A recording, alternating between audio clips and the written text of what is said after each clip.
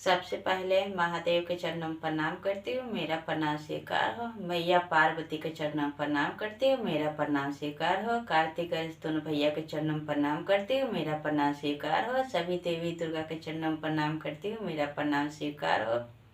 आप सभी गुरु भाई बहन के चरणों में प्रणाम करती हूँ, महादेव से दया मांगती हूँ। हे महादेव, सब पे दया कीजिए, पल पल दया कीजिए। आज मैं जो आप लोग कथा सुनाने जा रही हूँ, एक महात्मा और युवराज का कथा है। कथा शुरू से अंत तक सुनिएगा और कथा अच्छा लगे तो मैं वीडियो को लाइक कीजिएगा, चैनल को सब्सक्राइब कीजिएगा, कमेंट बॉक्स में हर हर महादेव जरूर लिखिएगा, दोस्तों में यारों में शेयर कीजिएगा। अगर आप लोग नए हैं तो मेरे चैनल को सब्सक्राइब कर लीजिएगा, ताकि कोई भी कथा अगर मैं डालूँ तो सीधा आपके पास पहुँचे। तो अब मैं कथा शुरू करती हूँ। एक गांव में कुटिया था एक, उसमें ढेर सारा महात्मा रहते थे। महात्मा महादेव के बहुत बड़ी, एक उसमें जो महात्मा थे वो महादेव के बहुत बड़े भक्त थे और महादेव को गुरु बनाए थे। तो महादेव क्या करते थे कि वो एक कुतिया पाल रखे थे। तो जब रात के समय जब कुटिया के अंदर जाते थे सोने, तो वहीं पे खाट के नीचे वहाँ कुतिया को बांध देते थे रस्सी उसका, और जो भी बचता था खाना जूठा काठा तो वो उस कुतिया को खिलाते थे। सुबह होता तो वहाँ के उस गांव के दो चार जो लफंगे थे लड़के सब आके मजाक उड़ाते थे महात्मा का। कहते थे महात्मा, आपको कोई लड़की नहीं मिलती शादी करने के लिए, तो इसलिए आप कुतिया से काम चलाते हैं। अनाप शनाप बकते थे।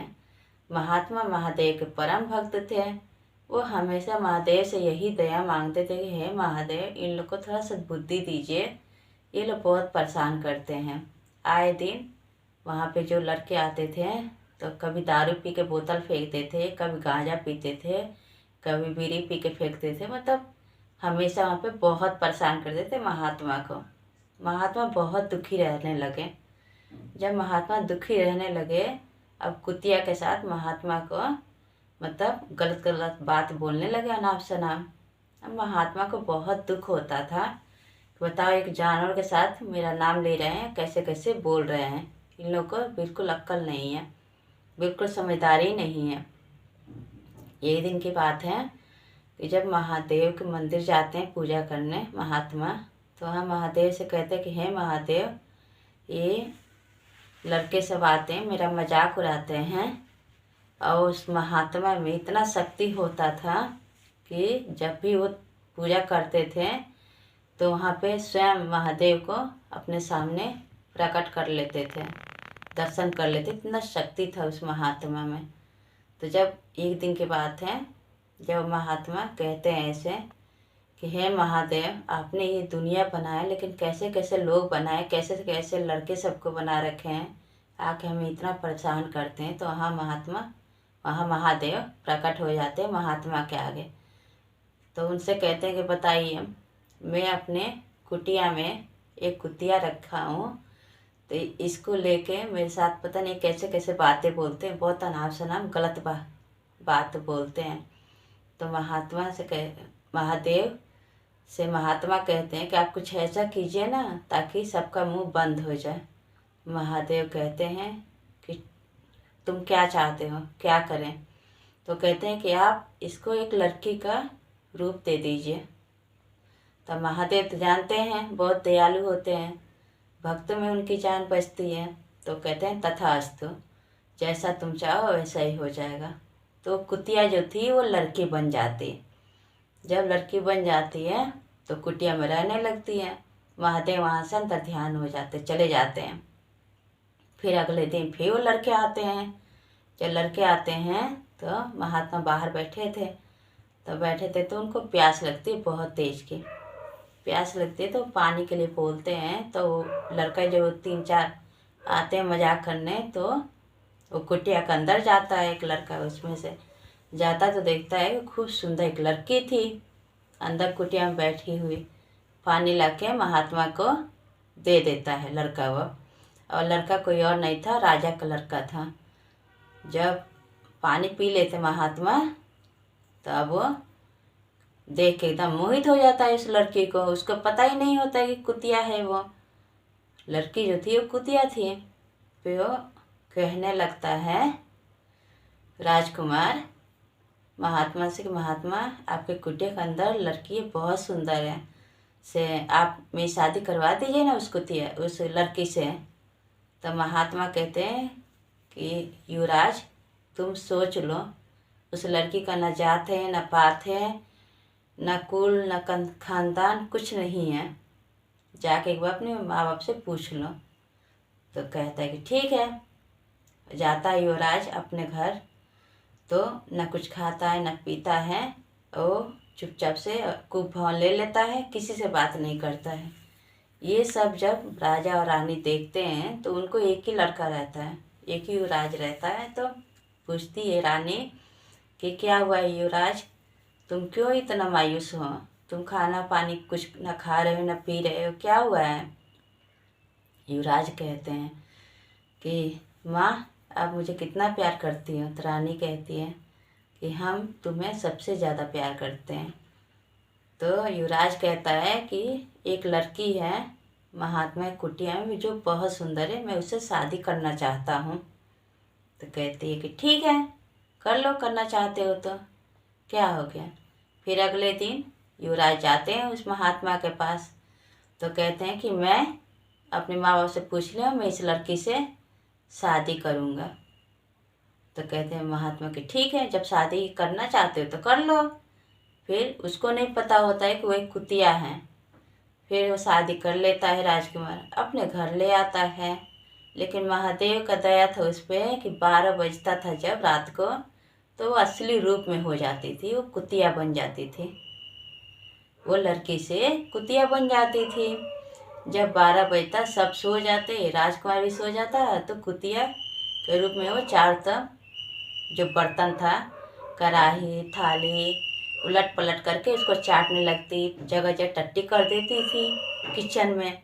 फिर और लोगों के घर में भी इस छत से उस छत, उस छत से उस छत पे कूद के चली जाती और बर्तन सबका गिराने लगती, चाटने लगते, जगह जगह टट्टी करके चली आती थी। जब सुबह होता तो रानी थी, तो जब नौकरानी को भेजती साफ करने के लिए किचन में, तो देखती कि चारों तरफ टट्टी किया हुआ है। अब नौकरानी कहती मैं किचन साफ नहीं करूँगी रानी साहब। तो वो कहती कि क्यों, क्या हो गया? अब तो जगह जगह टट्टी किया हुआ है, कौन इतना टट्टी करता है? फिर रानी क्या करती है कि जैसे तैसे रानी साफ करती है। फिर 2 दिन 3 दिन ऐसे होता है। फिर अगल बगल के लोग जो पड़ोसी थे वो भी परेशान हो जाते हैं। वो भी कहते हैं कि 2-3 दिन से हमारे घर में भूत आता है 12 बजे के बाद। तो राजकुमार कहता है कि आखिर ये भूत है कौन? मैं देखूंगा, आज सोऊंगा नहीं, आज मैं देखूंगा कि आखिर ये भूत है कौन। फिर वो सोता नहीं है राजकुमार, जगा रहता है। अब 12 बजे फिर वैसे ही होता है कि कुतिया जो लड़की थी राजकुमारी, वो कुतिया बन जाती है। बनने के बाद किचन में जाके और कढ़ाई को उलट के पलट के उसको चाटने लगती है, थाली को चाटने लगती है, जो रोटी होता है तोड़ तोड़ के खाने लगती है, वहीं पे टट्टी कर देती है। और फिर इस छत से उस छत पे कूद के दूसरे घर में जाके वहीं पे बर्तन सब गिरा के वहाँ पे खाने लगते हैं। वहाँ पे भी जगह जगह टट्टी करके भर देती है, टट्टी पेशाब कर देती है। अब ये राजकुमार जब अपनी आंखों से देख लेता है तो अगले दिन वो हाथ जोड़ने लगता है कि अब तुम मेरी ज़िंदगी से चले जाओ, अब तुम्हें यहाँ रहने की कोई ज़रूरत नहीं है, चलो मैं तुम्हें महात्मा के पास छोड़ देता हूँ। कुतिया 12 बजे के बाद जब वो कुतिया बन जाती थी, उसके बाद जब सुबह होता था 4 बजे तो लड़की के रूप में हो जाती थी। अब वो कहते कि नहीं नहीं राजकुमार, आप हमें कैसे महात्मा के पास ले जाकर छोड़ सकते हैं?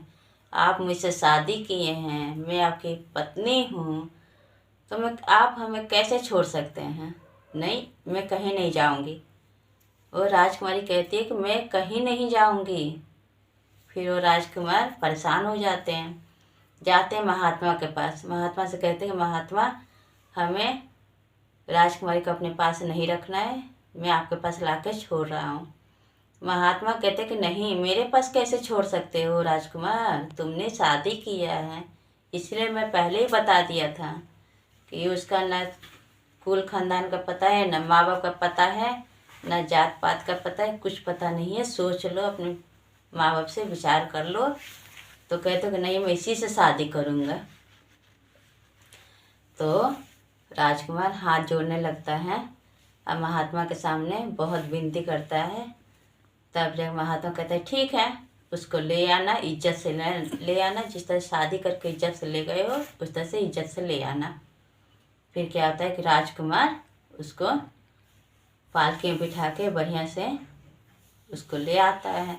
कुतिया जो राजकुमारी बनी थी आती है, तो फिर ये महादेव के मंदिर में जाते हैं राजकुमार, महात्मा और वो लड़की जो कुतिया बनी रहती है। फिर महात्मा से कहते हैं कि हे महादेव, महात्मा कहते हैं कि हे महादेव, आप कुछ ऐसा कीजिए ना कि हमेशा हमेशा के लिए ही लड़की ही बनी रहे, इसको इस श्राप से मुक्त कर दीजिए।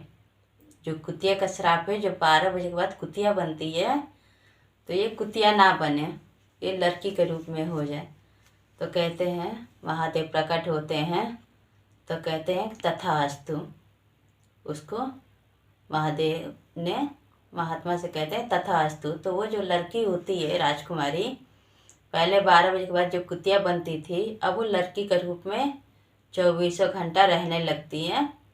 और राजकुमार ये देख के सुन के खुश हो जाते हैं और महादेव के दया उनको नमन करके और महात्मा को नमन करके उसका घर अपनी पत्नी को लेकर आता है राजकुमारी को। इस तरह से सब बढ़िया से रहने लगते हैं। और उसके बाद क्या होता है कि अब किसी के घर में भूत रात को 12 बजे के बाद नहीं घूमता है, अब बर्तन नहीं बजाता है। तो सब कहते हैं कि अब 2-3 दिन से ऐसा हुआ है कि अब हमारे घर में भूत नहीं आता है, अब बर्तन गिरने की आवाज़ नहीं होता है। तो ये सब हुआ महादेव की दया से और कृपा से, क्योंकि वो महात्मा थे, तो महादेव के परम भक्त थे। और महादेव जिसके गुरु बन जाते हैं, उनको हमेशा हर एक दुख से हर एक तकलीफ से दूर रखते हैं।